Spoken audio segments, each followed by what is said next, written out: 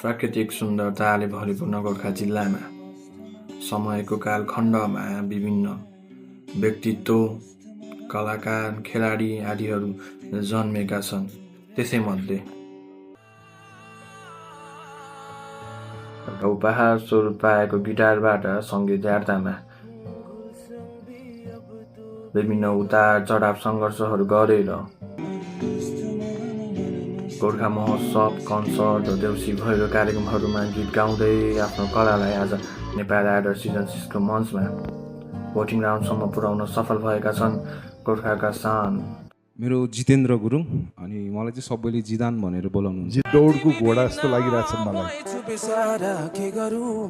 उसको कला र सपनालाई सफल पार्न, उसको हौसला बढाउन र उसलाई अघिल्लो एपिसोडहरूमा पुर्याउन सबैले भोट दिएर जिताउन मद्दत गर्नुहोला। गोर्खाको शान।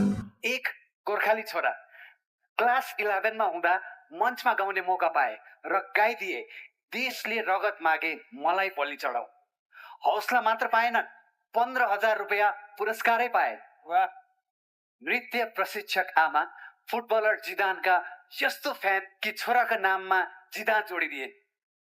छोरा पनि फुटबलको जिदान हुन नसके पनि सङ्गीतको जिदान बन्ने तयारीमा देखिन्छ, किनकि 12वटा जन आफ्नै गीत कम्पोज गरिसकेका छन्। आउँदैछन् गोर्खाली जिदान, जितेन्द्र गुरुङ।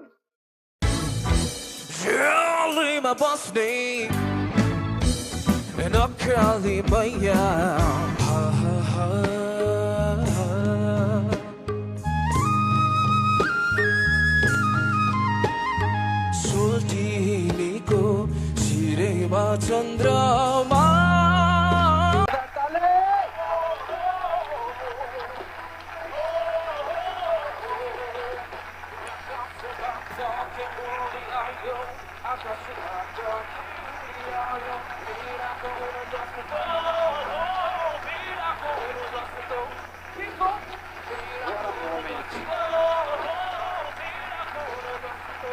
मलाई एकदम दामी लाग्यो दाइ, भाइको एकदम इनर्जी भोकल होइन दाइ, खतरा नि दाइ।